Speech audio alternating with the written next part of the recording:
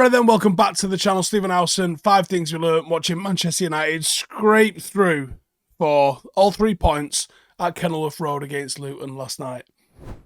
First up, Højlund at the double. The kid is in sensational form. 7 goals in his last 6 Premier League games. Youngest ever to do 6 games in a row. Didn't even know that was a stat until this weekend, but I guess that's how we're doing it now. His all-round play and hold-up is getting really good. And I don't know whether it was just a literal bedding in period, maybe a little bit of nerves or whatever, which is understandable considering his age, his experience, and the price tag, as well as the shock of moving to Manchester United. Moving to Manchester United amidst having a couple of little niggling injuries as well. So it wasn't like he hit the ground like fresh, just ready straight out the box. You know, he's broke his duck now, and he is just scoring at will. And he's still not got a hell of a lot of service. You know, he's getting nowhere near the level of service that he should be getting. And I'm hoping as every game goes by, the lads start to realise just how important he is and how important he could be if you actually begin to give him service. You know, Garnacho's still having more shots than him. Not sure how many Marcus had yesterday, but I think, you know, there's just too many shots that aren't being taken by our most deadly finisher. And I think if you just change that little tweak, United will start shitting goals, because he's doing it without service at the moment.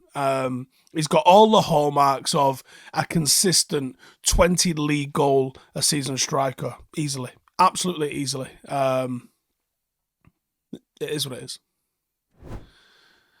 Number 2.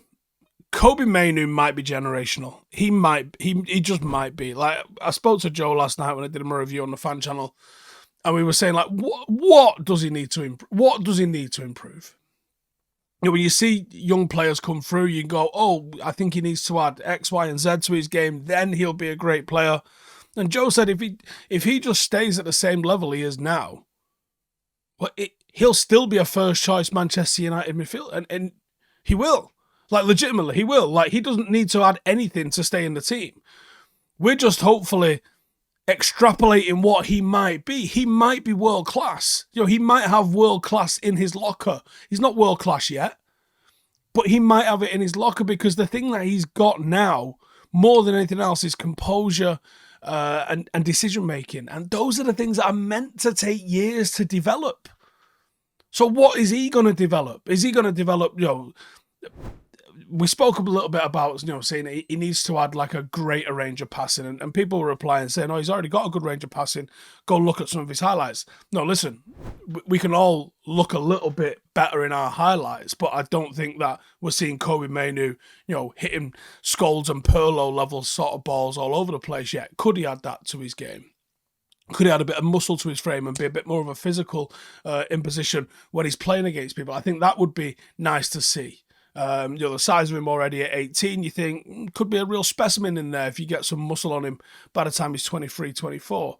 So I think there's an excitement about what could he be? What will he develop into? Because I've never seen someone with this level of composure this early in the game. So what do you add to that? What player will he be when he's 24? It's very, very exciting. You know, I think his mentality is great. His quality is there. Obviously, the quality and composure that he's shown as well. But over the last month or so, we've seen so many different sides of who Kobbie Mainoo is that you just can't help but get excited about him. You know, a couple of weeks ago, you might have to say, well, can he go past someone and can he score? Then you see the goal he scored the other week and you're like, yes. I'm excited. I'm excited for him. And it'd be interesting to see who we bring in alongside him, because I still think I think he can play 6. I think he could play wherever he wants, but he isn't Makalele. He isn't Kante. He isn't even Roy Keane, really.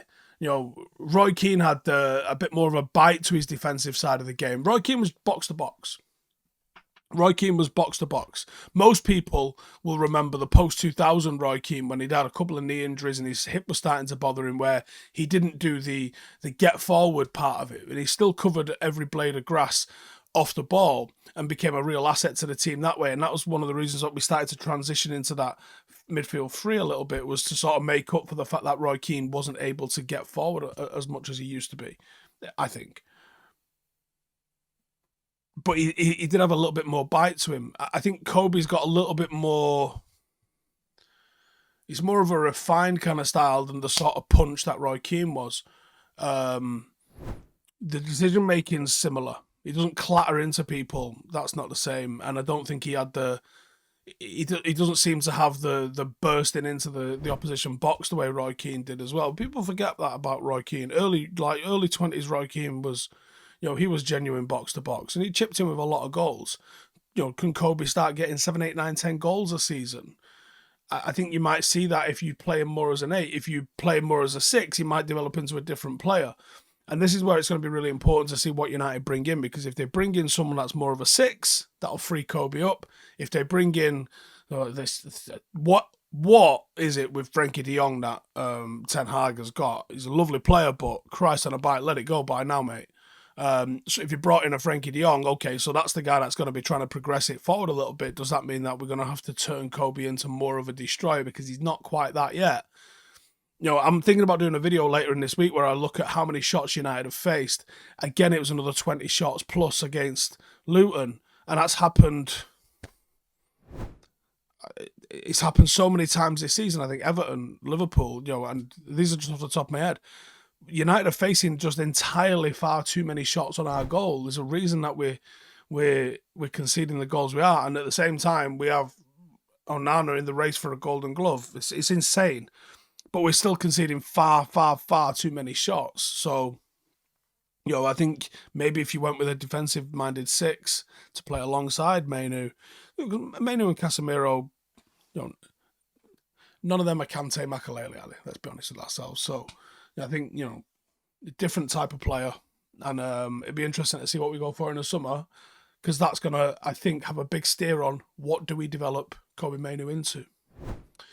Number 3, Jonny Evans. 100% tackles won, 83% pass accuracy, 33 touches, 15 out of 18 passes completed, 10 clearances, 3 interceptions. Again, flawless. I mean, what a signing he's been. What a signing. Do you know what? I think people disrespect the free market. You look at Christian Eriksen and Jonny Evans, players that we picked up for nothing. We should just be we should just make it our business to go shopping in there and just pick up one a season and just see what happens. Because what's the worst that can happen? The shit? All right, well, okay, never mind. It's an extra squad member. Or they could be Jonny Evans, or what we got last season with Christian Eriksen, which I think was more than value for money on both of them. Wouldn't you agree? Number 4, is this sustainable? So we've won 4 games on a bounce. It does not feel like we've won 4 games on a bounce. The performances have not matched the results that we've got, but we have been getting the results. Ultimately, it's a results business. There is no brackets underneath it saying that United won 15 games on a bounce, but they weren't very good in all of them 15 games. Just says you win 15 games on a bounce. If we crash the top 4 and finish the season nice and strong, it doesn't matter. All that matters is where you end up. The thing is, ultimately you default to your level of performance. If the performances are good, eventually the results will be good. If your performances are bad, eventually the results will be bad. It's as simple as that. Can we start controlling games better? 41% possession against Luton is not good enough, and I'm pretty sure Ten Hag isn't sitting there going, well, that went exactly how I hoped it would go. We are a transition and vertical team, even though the modern game suggests those aren't the type of teams that win major honours anymore. There's still questions about how we're going to turn around the performance, but I think we're getting results. And as I mentioned earlier about the review I did with a fan channel, they've gone with the title on there of Ten Hag is learning, and I do agree with that. I think he is learning. Last season, we would go to places like Anfield and the Etihad. We shipped 13 goals in those 2 games that we went there. We got absolutely fucking pummeled. This season, he looks like he's learned. He's looked like he's learned to allow the opposition to have the ball and to use the threat that we've got on the counter-attack to pretty good effect. Because, but for some wonderful goalkeeping yesterday, what was a scrappy 2-1 could have been a comfortable 5-1 because we were good for those shots. It was just the goalkeeper stood in our way a little bit. And finally, big 3 months ahead. Top 4 is absolutely vital. Every single game is must win from now. Every single game is a Ten Hag job interview for Ineos. And the injuries remain a concern. You know, United are picking up the results, but we got to start putting in the performances because I think ultimately it will turn. Now, we're starting games really well, but then something's happening in game, injuries generally, and then we are crumbling. We've got to start eliciting some control. But if the 3 points keep coming, we get to summer, take stock of everything in the summer, hopefully, you know, allow this new sort of boardroom that we've got to sort of shape itself and take effect and start going to work and doing some business for us.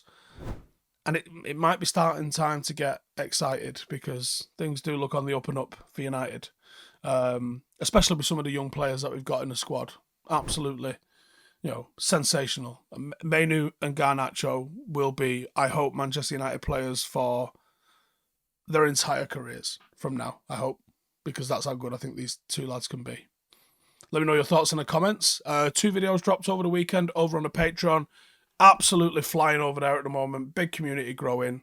Would love you to come and be a part of that and help support the channel. If you want to do that, link is in the description. I'll see you in the next one. Laters. Hey, thank you for watching the video. If you are new around these parts, then don't forget to subscribe. My channel is proudly supported by my community on Patreon. If you'd like to get a little bit of extra content, a Discord group, meetups, 5-a-side games, weekly podcasts, behind the scenes, and even an occasional bit of transfer news as and when I get it, then for the price of a pint, you can show your appreciation for the content that we make and get some goodies for doing so as well. Check the link in the description or click the button right here. You'll also find all of my socials here too if you want to follow me on any of those platforms. Nice one.